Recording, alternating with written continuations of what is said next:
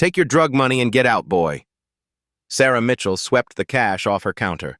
$800,000 scattered across First National Bank's marble floor. Marcus Williams watched his money fall. 12 laundromats. 20 years of work. Now trampled beneath a teller who saw his hoodie before his humanity. Sarah's heel crushed a $100 bill into the marble. She twisted hard, grinding it down while staring him dead in the eyes. This is what I think of your dirty cash. Her colleague Janet snickered. Security guard Rick stepped closer. Other customers raised their phones. Marcus knelt. He gathered each bill with quiet dignity, never breaking eye contact with the woman who'd just made the biggest mistake of her career. Have you ever been judged so harshly that someone literally threw your money on the ground? 2:47 p.m., 13 minutes until closing. The digital clock above Sarah's station ticked down like a countdown to judgment. Marcus approached her window 15 minutes earlier, briefcase in hand, documentation ready. What should have been a routine business deposit had become a public spectacle. "Sir, we don't process that kind of money here," Sarah announced, loud enough for the entire lobby to hear. Her voice carried the authority of someone who'd never questioned her own assumptions. Marcus set his driver's license on the counter. "It's legitimate business revenue. I have all the paperwork." Sarah picked up his ID like it might contaminate her manicured fingers. She held it at arm's length, squinting dramatically. "Right. Drug money always comes with paperwork." Her colleague Janet leaned over from the next station. "Another one trying to launder cash?" she whispered, not bothering to lower her voice. Both women exchanged knowing looks. 2:50 p.m., 10 minutes until closing. In the corner, 19-year-old Maya Patel fumbled with her phone. The college student had come to deposit her work-study paycheck and stumbled into something far more significant. Her Instagram live stream showed 47 followers initially, but the number was climbing. "Y'all, this is insane," Maya whispered to her camera. "This bank teller just threw this man's money on the floor and called it drug money, like actual cash money on the ground." Marcus's wallet had fallen open during the confrontation. Maya's camera caught a glimpse of what looked like premium credit cards, but the angle was wrong to see details clearly. A car key with an unfamiliar luxury logo peeked out from his pocket. Sarah continued her performance.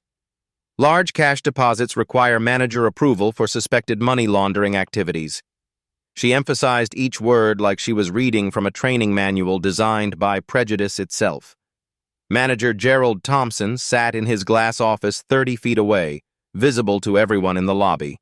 His computer screen clearly showed a game of solitaire. When Sarah knocked on his door, he minimized the game and adjusted his tie before emerging. "What seems to be the issue, Sarah?" "This gentleman wants to deposit nearly $1 million in small bills." Sarah's pause before gentleman carried enough disdain to fill the marble lobby. Gerald didn't make eye contact with Marcus. Instead, he addressed Sarah as if Marcus were invisible. "Has he provided proper identification?" "He has an ID, but you know how easy those are to fake these days." 2:52 p.m., 8 minutes until closing, Maya's follower count hit 200. Comments started flooding her stream. "This is straight racism." "Call the news." "Someone get this on Twitter." "This is so messed up," Maya narrated quietly. "They're treating this man like a criminal for having money. Like, what kind of sense does that make?" Security guard Rick Walsh positioned himself behind Marcus, hand resting on his radio. At 53, Rick had worked bank security for 12 years and knew the protocol. But something felt different about this situation. The customer wasn't arguing or causing a scene. He just stood there, collecting his scattered money with remarkable composure. "Sir, we're going to need additional identification," Rick said, his voice lacking conviction. Marcus straightened, bills organized neatly in his hands. "What additional identification do you require beyond a valid driver's license for a legal business deposit?" Gerald stepped closer. "The Patriot Act requires enhanced scrutiny for large cash transactions. We have anti-money laundering protocols to follow."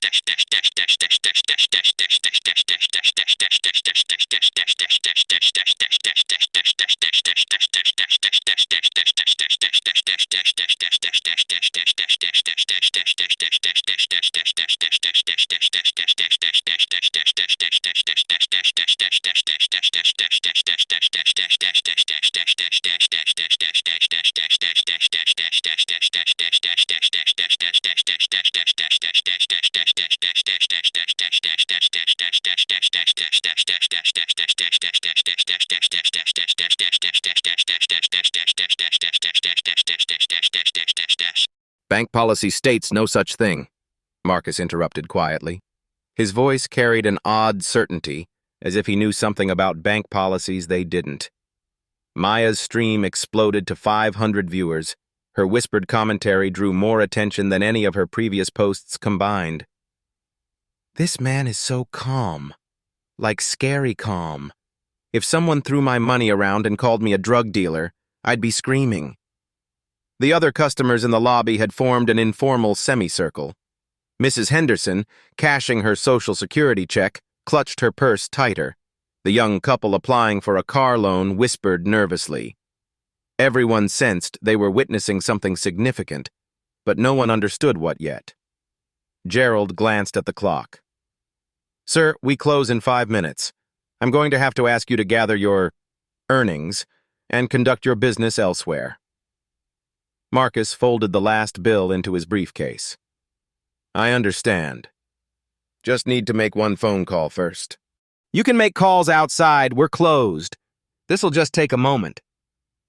2:57 p.m., 3 minutes until closing, Marcus pulled out his phone. The screen was larger than a typical smartphone, with what looked like a business logo as the wallpaper. Maya tried to zoom in with her camera, but the angle wasn't clear enough to make out details. Gerald and Sarah exchanged glances. Rick stepped forward. Sir, you need to exit the premises. Maya's viewer count hit 800. The comments section moved too fast to read, but she caught fragments. Lawsuit, viral, discrimination, record everything. Marcus held up one finger. 30 seconds. The bank fell silent except for the hum of fluorescent lights and the distant tick of the wall clock. Sarah tapped her nails against the counter. Gerald checked his watch. Rick's hand moved closer to his radio. 20 years of building a business. 12 laundromats serving working families across 3 neighborhoods. 800,000 in honest revenue. All dismissed because of a hoodie and the color of his skin. But Marcus Williams had built more than laundromats. And tomorrow, First National Bank will learn exactly what they had just rejected. 2:58 p.m., 2 minutes until closing. Marcus pressed the dial. The phone's speaker was audible enough for nearby customers to hear fragments of the conversation, but not clear enough to understand context. Maya angled her camera closer, her Instagram Live now showing 1,200 viewers. Hi, Jennifer, it's Marcus Williams. A professional woman's voice responded, Marcus, I wasn't expecting to hear from you today. Is everything all right? We need to accelerate the timeline on that Seattle acquisition. Sarah's fingers stopped tapping. Gerald's eyes narrowed. The word acquisition hung in the air like smoke from a fired gun. The First National deal? I thought we were waiting until next month's board meeting. Marcus glanced around the lobby, his eyes settling on Gerald's pale face. Change of circumstances. Execute immediately. 2:59 p.m., 1 minute until closing. Jennifer's voice carried legal authority through the speaker. That's a significant deviation from our planned schedule. Are you certain? Completely certain. Cultural incompatibility issues have surfaced. Gerald stepped forward, his voice cracking slightly. Sir, I think there might be some confusion here. Marcus held up his hand. Jennifer, I'll call you back in 5 minutes with final instructions. He ended the call. The lobby fell silent except for Maya's whispered commentary to her growing audience. Y'all, did he just say acquisition? Like, he's buying something? This is getting weird. Rick Walsh shifted uncomfortably. In 12 years of bank security, he'd seen plenty of situations escalate, but never like this. Something about Marcus's calm demeanor felt wrong for someone who'd just been publicly humiliated. 3 p.m. Closing time. Sarah's computer screen automatically locked as closing procedures initiated. The electronic chime that normally signaled the end of business day sounded different today, more like a warning bell. "Sir, the bank is now closed," Gerald announced with forced authority. "You need to leave immediately." Marcus remained motionless. "I need 2 more minutes." "You need to leave now." Rick's voice carried the weight of policy and procedure, but lacked personal conviction. Maya's stream exploded with comments. "Someone Google this dude. This is about to get crazy. Marcus Williams, Seattle acquisition. Oh, snap." Her follower count hit 1,800. She'd never had this many people watching her content, and she sensed she was documenting something significant. Other customers began gathering their belongings, but nobody left. Mrs. Henderson clutched her purse and whispered to the young couple, "I've never seen anything like this in 40 years of banking here." 3:01 p.m. 3. Marcus pulled out his phone again, but this time he also reached into his briefcase. His movements were deliberate, almost ceremonial. He withdrew a leather portfolio and placed it on the counter where his scattered money had been moments before. Sarah stared at the portfolio like it might explode. Gerald's face had gone from pale to gray. Rick stepped closer, but his hand no longer rested on his radio. It hung uselessly at his side. "Jennifer, it's Marcus again. Proceed with immediate closure due to operational incompatibilities." "Understood. I'll contact their board within the hour." "Should I cite discriminatory practices in the formal documentation?" The question hit the lobby like a physical blow. Sarah's mouth fell open. Gerald grabbed the counter for support. Maya nearly dropped her phone. "Document everything. Full legal review." Marcus ended the call and looked directly at Gerald. "Now we can discuss this properly." 3:02 p.m. Gerald's phone buzzed. Then again. Then it started ringing insistently. The caller ID showed Regional Director URGENT. I need to take this," Gerald stammered, backing toward his office. "Take it here," Marcus suggested quietly. "We should all hear this conversation." Something in Marcus's tone made Gerald freeze. It wasn't a request. It was an instruction delivered with the confidence of someone accustomed to being obeyed. Maya's camera captured Gerald's trembling hand as he answered, "Hello, Mr. Patterson?" "Gerald, what the hell is happening at your branch? My phone is exploding with calls about some incident going viral on social media. Something about discriminatory practices?" Gerald's eyes darted between Marcus and the phone. "There's been a misunderstanding with a customer." "Fix it. Now, before this becomes a regulatory nightmare." The line went dead. 3:03 p.m. Maya's viewer count reached 2,300. Comments streamed faster than she could read. Someone found him on LinkedIn. Pacific Northwest Banking Group. CEO Marcus Williams. "This bank is so screwed," she whispered to her audience. "Y'all, people in the comments are saying this dude owns banks, like multiple banks. I can't confirm that, but..."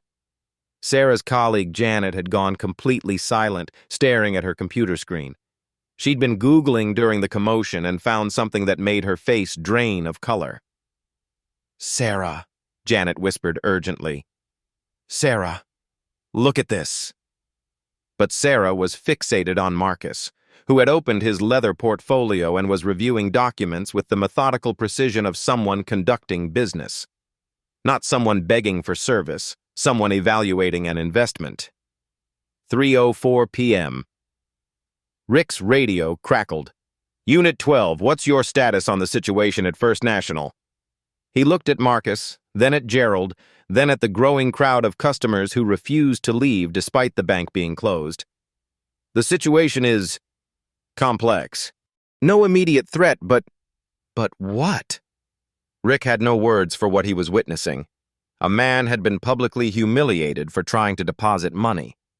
That same man had just made phone calls about acquisitions and legal documentation, and now everyone in the bank looked like they'd seen a ghost. I think we might need a supervisor down here. Marcus closed his portfolio and stood. For the first time since entering the bank, he smiled. It wasn't a warm smile or a vindictive one. It was the smile of someone who had just confirmed exactly what they'd suspected. Actually, Marcus said, his voice carrying clearly across the marble lobby, I think we have all the supervision we need. Maya's phone showed 2,847 views and climbing. In her excitement, she'd forgotten to whisper, "Y'all, I think we're about to find out who this man really is." 3:05 p.m. Marcus reached into his briefcase and withdrew a business card. Not from a wallet or card holder, but from a dedicated compartment marked with his initials.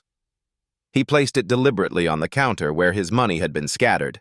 The card was heavy stock paper, embossed lettering catching the fluorescent lights. Maya zoomed her camera in, her stream now showing 3,400 viewers. She read aloud, Marcus Williams, Chief Executive Officer, Pacific Northwest Banking Group. The lobby went silent. Not movie silent, real silence, the kind that happens when human brains stop processing information normally. Sarah stared at the card like it was written in a foreign language. Gerald's mouth opened, but no sound emerged. Rick's hand fell completely away from his radio. Maya's voice cracked with realization. Oh my God, y'all? This man owns banks. 3:06 p.m. Marcus pulled out his tablet. The device he'd been using earlier wasn't a consumer smartphone, but a business-grade tablet with corporate applications. The screen displayed a dashboard showing financial data in real time. PNBG Portfolio Overview filled the top of the screen. 47 branch locations scrolled down the display. Asset values, revenue streams, and at the bottom, highlighted in yellow, First National Bank, pending acquisition, $847 million approved. Gerald saw it first. His knees buckled slightly. That's us. That's our bank. Sarah's voice came out as a whisper. You're buying us? Marcus tilted the tablet so Maya's camera could capture the screen clearly. Her 3,400 viewers could now see documented proof of what they'd been guessing in the comments. Was buying you, Marcus corrected. Past tense. 3:07 p.m. Gerald's phone erupted with calls. The screen showed Board Chairman, Regional Director, Compliance Officer. He let them ring. Mr. Williams, Gerald stammered. There's been a terrible misunderstanding. No misunderstanding. Your employee called my legitimate business revenue drug money. She threw it on the floor and stepped on it. You supported her actions. This interaction has been documented by... Marcus glanced at Maya's phone. Now 3,800 witnesses. Maya's comment section moved too fast to read, but fragments were visible. Holy shit. Bank CEO getting discriminated against. This is about to be legendary. Sarah's getting fired, 3:08 p.m. Sarah found her voice, though it shook badly. Sir, Mr. Williams, I didn't know. You didn't know because you decided based on appearance. You saw a black man in a hoodie and assumed criminality. That assumption cost your bank an $847 million acquisition. The number hit like a physical blow. Sarah's face went white. Gerald grabbed the counter with both hands. Marcus continued, his voice never rising above conversational level. More importantly, it revealed institutional bias that makes this organization unsuitable for partnership with PNBG. 3:09 p.m. Maya's stream hit 4,200 viewers. Her whispered commentary had become unnecessary. The conversation was dramatic enough without narration. Rick's radio crackled again. Unit 12, supervisor en route. What's the situation? Rick looked around the lobby. A bank CEO had been publicly humiliated by staff who were now facing economic devastation. Thousands of people were watching live. His training had covered many scenarios, but not this one. The situation is resolved, he said into the radio. No police response needed. Marcus heard the exchange. Actually, Rick, you might want to stay. This conversation isn't over. The authority in Marcus's voice was unmistakable now. Not the authority of someone demanding service, but of someone accustomed to making decisions that affected hundreds of employees and millions in assets. 3:10 p.m. Gerald's phone finally stopped ringing and immediately started again. This time he answered the speaker, his hands shaking too badly to hold the phone properly. Gerald, this is Patricia Carter, board chairman. I'm getting reports of a viral video involving discriminatory practices at your branch. Please tell me this is not what it appears to be. Gerald looked at Marcus, then at the tablet still displaying PNBG's acquisition documents, then at Maya's camera broadcasting to thousands. Patricia, there's been an incident with a customer who turns out to be the CEO of the company that was acquiring us, Marcus finished calmly. Was acquired. That deal is now terminated due to cultural incompatibility. Silence on the phone. Then Patricia's voice, tight with controlled panic. Mr. Williams, is that you? Yes. Sir, on behalf of First National's board, I deeply apologize for any... The apology should come from your staff. But first, we need to discuss how this incident reflects your institution's training, policies, and corporate culture. 3:11 p.m. Maya's viewer count reached 4,847. Her phone battery was at 12%, but she didn't dare stop recording. This was the biggest story she'd ever stumbled into. Sarah slumped against her teller station. The mathematical reality was crushing. Her assumption had cost the bank nearly $1 billion and likely dozens of jobs. Gerald tried once more. Mr. Williams, surely we can work through this misunderstanding. Marcus closed his tablet and returned it to his briefcase. Gerald, there's no misunderstanding. Your employee's behavior was recorded by multiple witnesses and broadcast live. The evidence is clear. He picked up his business card from the counter and held it up for Maya's camera. However, I'm not interested in destroying careers or institutions. I'm interested in systematic change. And that conversation starts now. Maya whispered to her audience.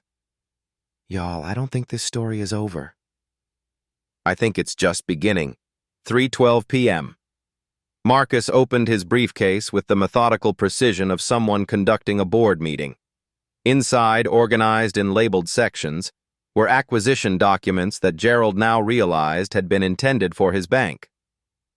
First National Bank, incorporated March 15, 1987, Marcus began, reading from comprehensive financial statements. Annual gross revenue, $47.2 million. Net profit margin, 6.8%. Current market share of regional deposits, 2.3%. Employee count, 134 full-time, 67 part-time. He placed the documents on the counter where Sarah had scattered his money 15 minutes earlier. The irony wasn't lost on anyone present. Each page represented months of due diligence that had just become worthless. Maya's live stream showed 5,200 viewers, her battery warning flashing urgently, but nothing could make her stop recording now. History was happening in real time, and she was the primary witness. My company's acquisition budget for this quarter alone, $2.1 billion. Your entire institution represents less than 0.4% of our available capital. We acquire banks your size as routine quarterly activities. 3:13 p.m. Gerald's phone continued buzzing with calls from board members, regulatory contacts, and media outlets who had caught wind of the viral situation. He didn't dare answer with Marcus standing 3 feet away. The power dynamic had shifted so completely that the bank manager now felt like a trespasser in his own building. "Mr. Williams," Gerald attempted, sweat visible on his forehead. "Surely there's a way to salvage this situation. We can make this right." Marcus pulled out a second set of documents, these marked with official federal seals. Washington State Banking Code, Title 30A, Section 12. Financial institutions engaging in documented discriminatory practices forfeit regulatory protections during acquisition proceedings and face immediate FDIC review status. The legal citation hit Gerald like cold water. His banking background told him exactly what that meant. "You're saying we lose our legal protections during mergers. I'm saying your discriminatory behavior today, documented on social media and witnessed by over 5,000 people in real time, creates liability exposure that makes acquisition financially inadvisable for any responsible institution." Sarah had been silent, pressed against the wall like she could disappear into the marble, but now found her voice. "It was just a misunderstanding." "I thought the situation looked suspicious." "You thought what specifically?" Marcus's question was clinical, precise, the tone of someone conducting a deposition. "Walk me through your exact thought process when you first saw me enter this building." 3:14 p.m. Sarah's voice cracked under the weight of 5,000 witnesses. You were dressed casually, and the cash amount was unusually large for individual deposits, and the small bills seemed..." "And my race? Did my race factor into your assessment?" Silence filled the marble lobby like a concrete setting. Maya's camera captured Sarah's face as the question hung in the air. The live stream comments exploded faster than her phone could display them. "She can't even say it. Caught red-handed with discrimination. This is painful but necessary to watch. Make her say it out loud." Marcus continued with devastating precision. "Federal Community Reinvestment Act violations carry mandatory penalties of $50,000 per day from the date of documented incident until complete resolution. Your current cash reserves according to last quarter's FDIC filing, $2.1 million. Gerald did the math in his head, his face going from pale to gray. That would be 42 days before complete insolvency. 42 days exactly, assuming no additional penalties for related violations we might discover during mandatory review." 3:15 p.m. Marcus reached into his briefcase again, producing a specialized tablet different from the first device. This one displayed official government interfaces with real-time regulatory connections. This device connects directly to Federal Deposit Insurance Corporation oversight systems, he explained, angling the screen toward Maya's camera so her 5,600 viewers could see the official FDIC seal and authenticated login credentials. One call to this specific number triggers immediate comprehensive review of all transactions, policies, training protocols, and customer interaction records for the past 24 months. Would you like to see your institution's current compliance score before I make that call? Gerald's voice came out as barely a whisper. We've had some training gaps recently due to budget constraints from the pandemic recovery period. Budget constraints. Marcus nodded slowly, his tone conveying disappointment rather than anger. Interesting priority choice. You can afford imported marble floors, designer furniture, premium location rent, but not comprehensive bias training for staff who handle public funds and serve diverse communities. Rick Walsh, who had been silent throughout the escalation, finally spoke. Mr. Williams, in my 12 years of bank security, I've never seen anything like this situation. What you've seen, Rick, is institutional bias operating exactly as designed. Sarah's reaction wasn't random, it was learned behavior reinforced by inadequate training and insufficient oversight. 3:16 p.m. Patricia Carter's increasingly desperate voice came through Gerald's phone speaker. "Gerald, are you still there? I'm getting calls from news outlets. I need immediate status updates." Marcus gestured for Gerald to answer, his movement carrying the authority of someone accustomed to directing conversations involving millions of dollars. "Put her on speaker. This conversation concerns everyone." Gerald's hands shook as he complied, nearly dropping the phone.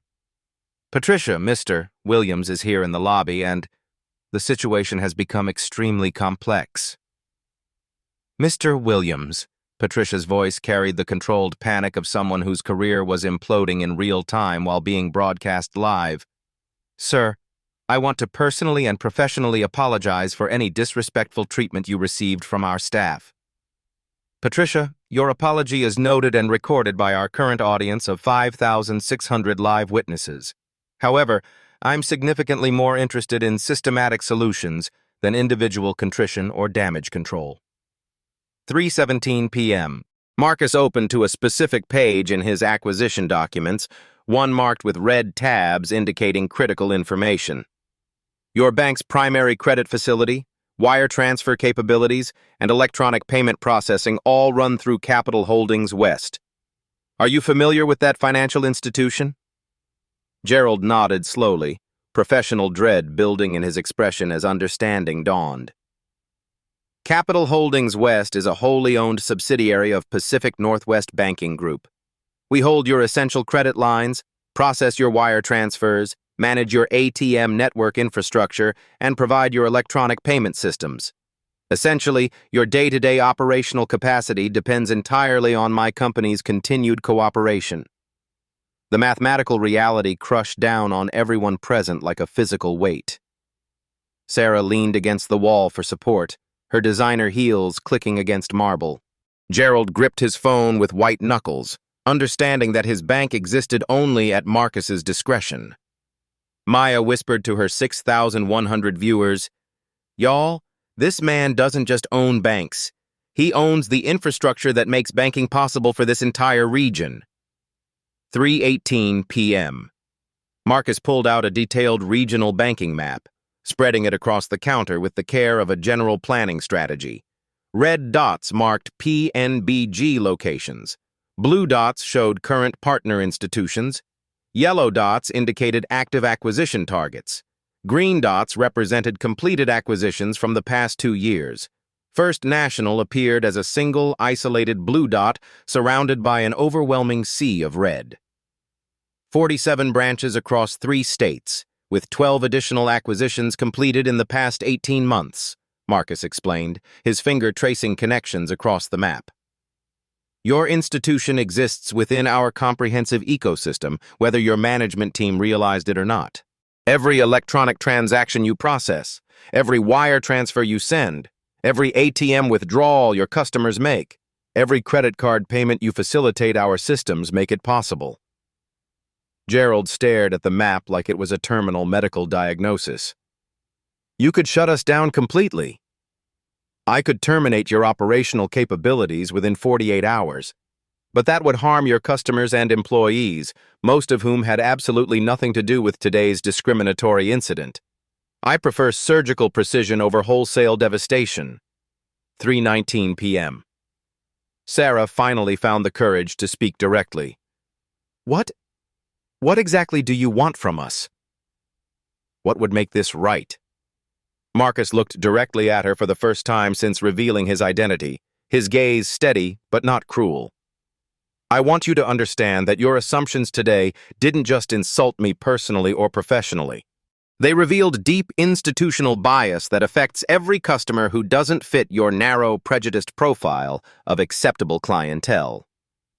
He pointed to Maya, still live streaming despite her phone's critical battery warning. This young woman began documenting everything because she instinctively recognized injustice when she witnessed it occurring. 6,000 people are watching right now because discrimination resonates as fundamentally wrong regardless of who experiences it.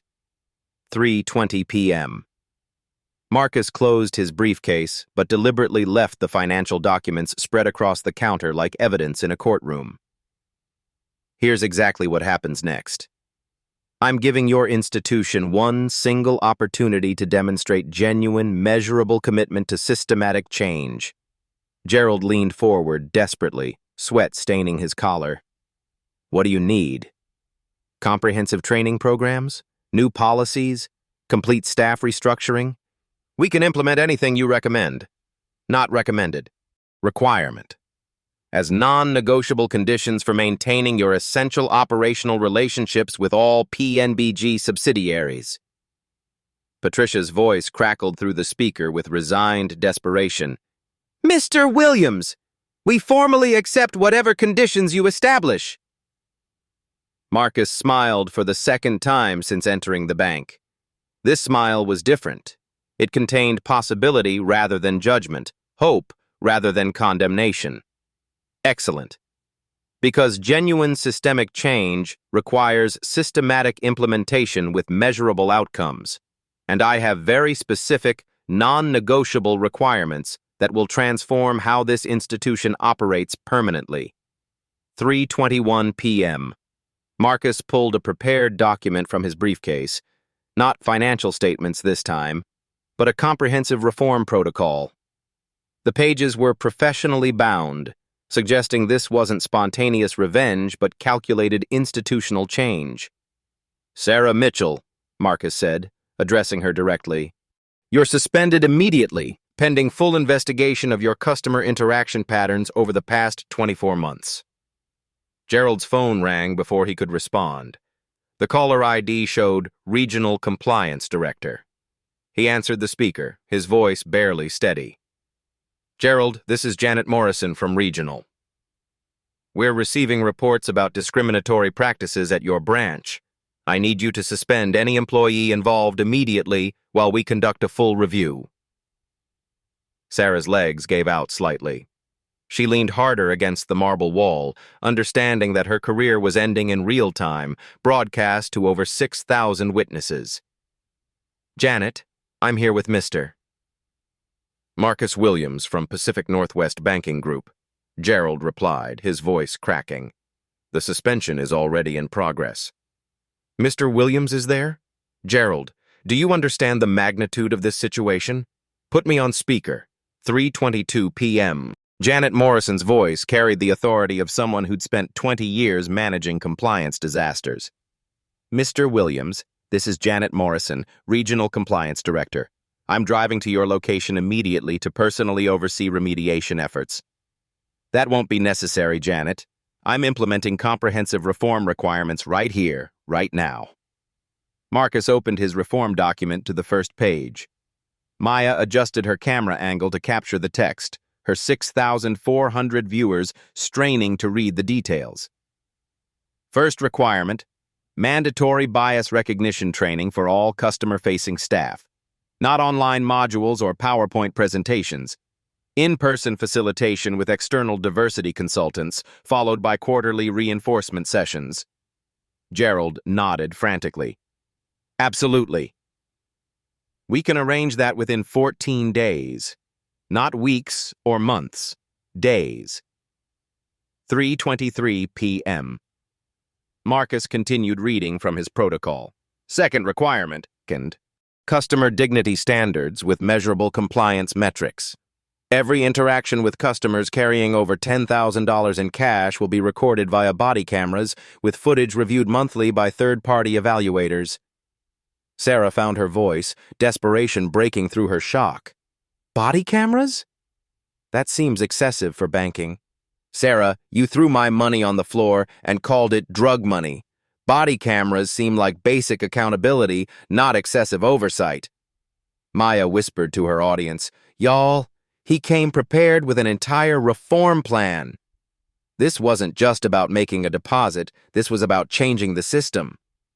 Patricia Carter's voice crackled through Gerald's speaker. Mr.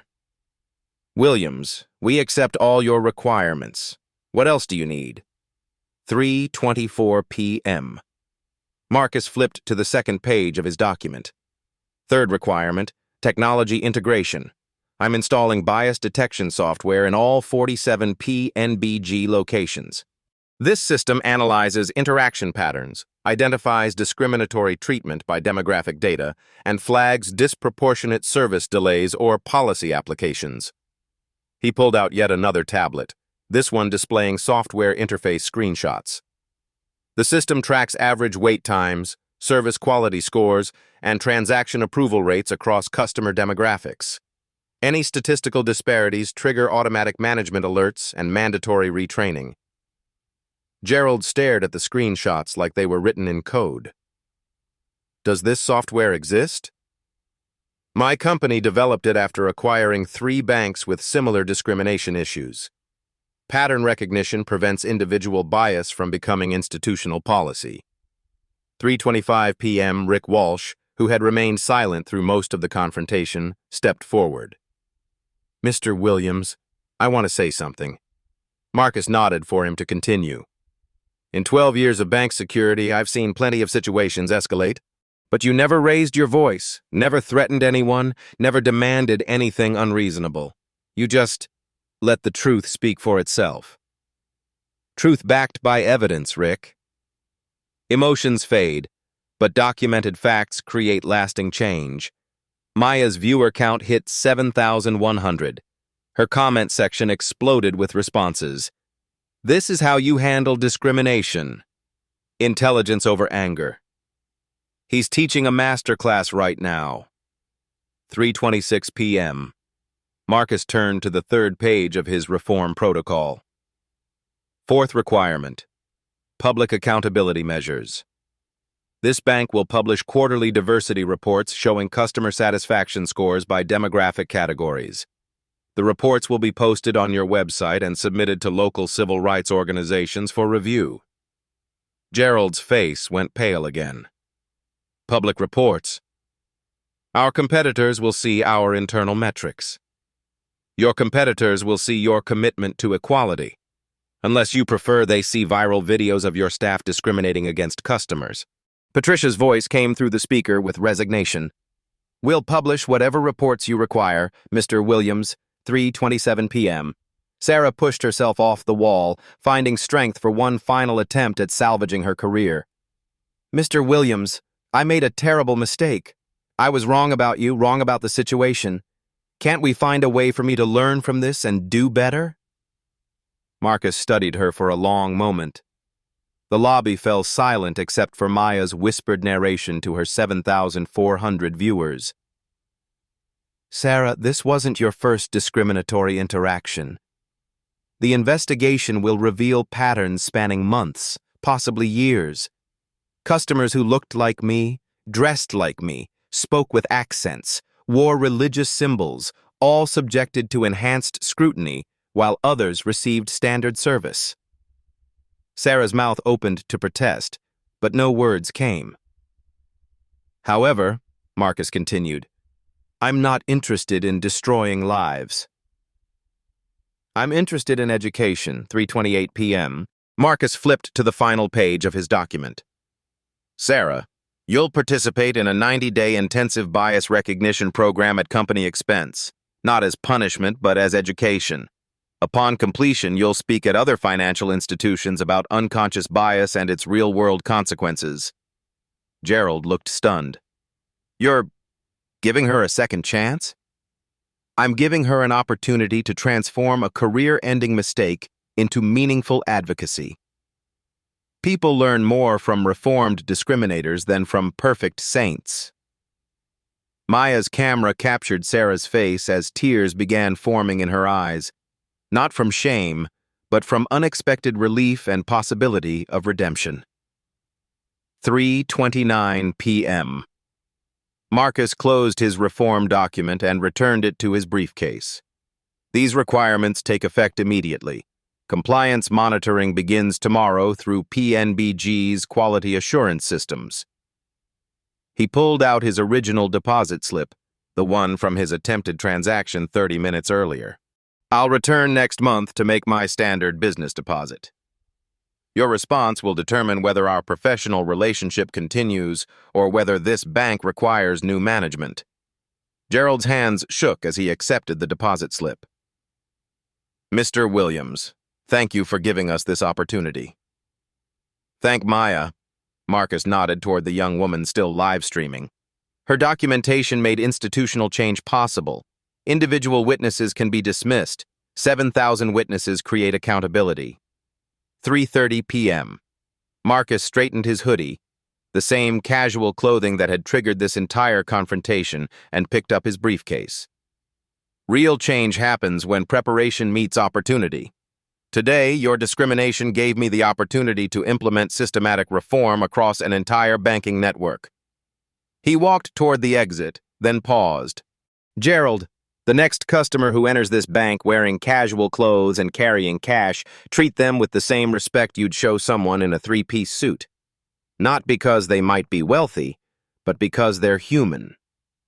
Maya's live stream showed 7,847 viewers as Marcus reached the door. Her battery was at 3%, but she managed one final comment. Y'all, I just watched one man change an entire system without raising his voice or threatening anyone. This is how you fight discrimination with intelligence, evidence, and strategic action. The marble lobby fell silent as Marcus Williams, CEO, reformer, and quiet revolutionary walked out into the Seattle afternoon, leaving behind an institution that would never be the same. 30 days later, First National Bank, 2:30 p.m. Marcus Williams walked through the same glass doors, wearing the identical hoodie and jeans that had triggered a discrimination scandal broadcast to thousands. But the atmosphere had transformed completely. "Good afternoon, Mr. Williams," called Keisha Johnson, the new senior teller, a young black woman hired as part of the bank's diversity recruitment initiative. "How can I assist you today?" Marcus approached her station with the same leather briefcase, containing $500,000 in small bills from his laundromat operations. "I'd like to make a business deposit." "Absolutely. What type of business account are we working with today? No assumptions, no suspicious glances, no enhanced scrutiny, just professional service delivered with genuine respect." The transaction took 8 minutes.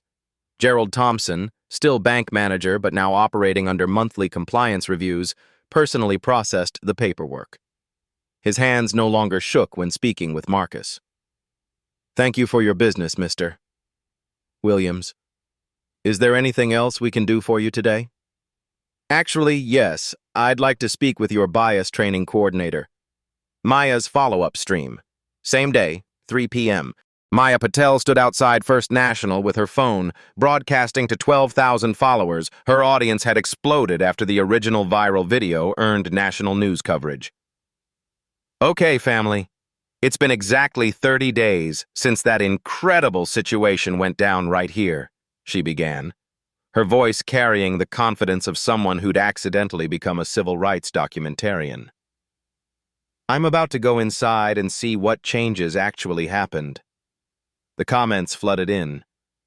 "Still can't believe what we witnessed." "Maya became a real journalist that day." "You documented history." She pushed through the glass doors, camera rolling. Inside the bank. The new reality. Carmen Rodriguez, the newly hired customer dignity advocate, approached Maya immediately. Her badge displayed the bank's updated motto: "Every customer, equal respect."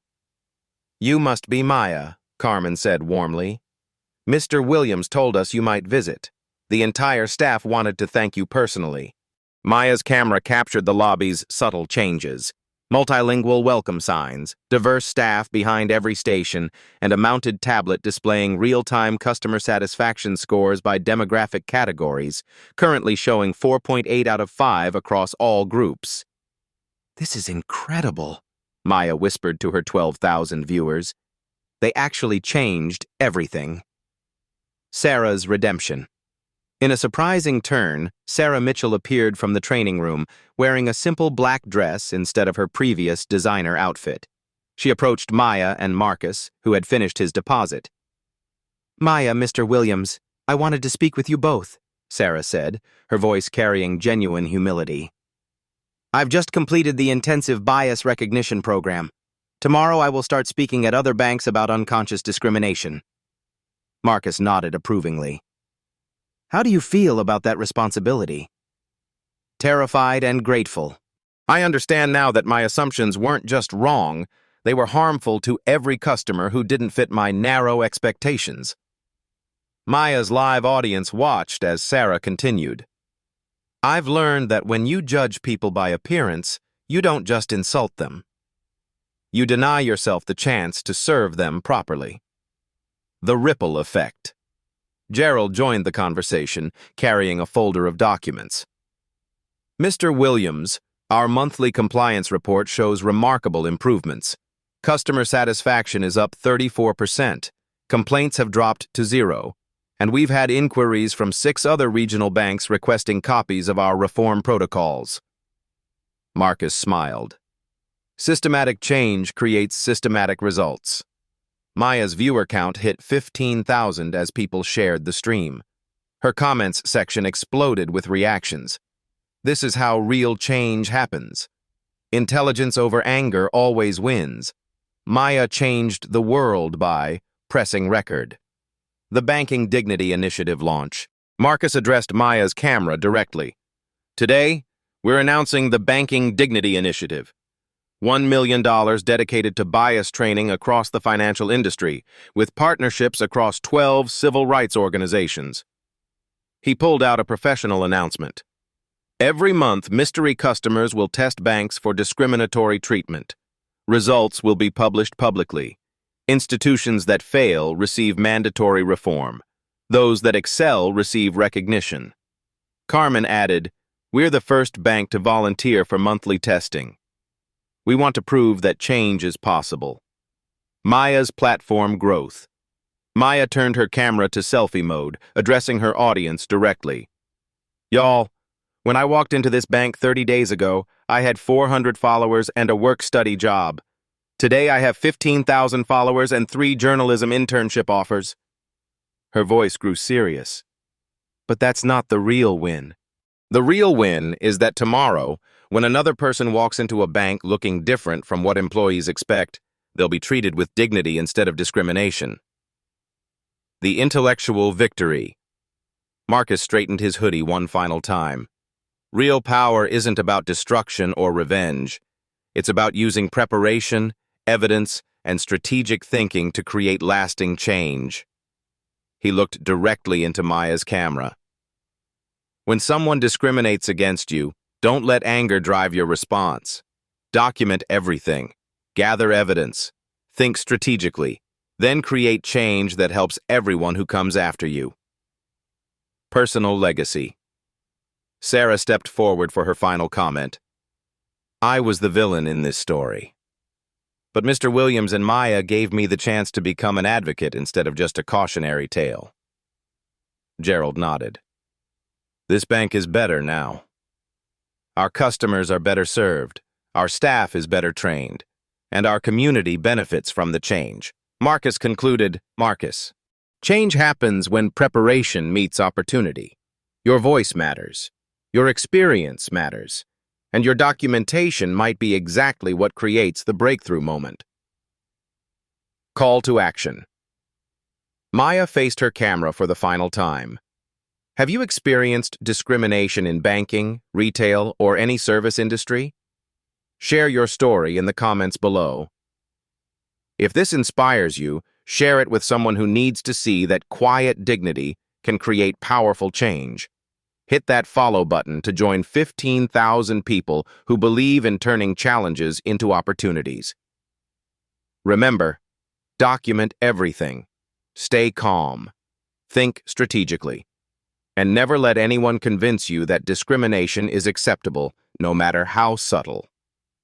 Subscribe to Blacktail Stories for more accounts of ordinary people creating extraordinary change through intelligence, preparation, and persistence. Your story could be next. Your voice could create the change someone else desperately needs to see. Final frame. The camera captured Marcus, Sarah, Gerald, Carmen, and Maya standing together in the marble lobby where discrimination had been transformed into systematic reform Individual hatred had become institutional healing, and one viral moment had created lasting change for thousands of future customers. Maya's final whisper to her audience: "This is what victory looks like."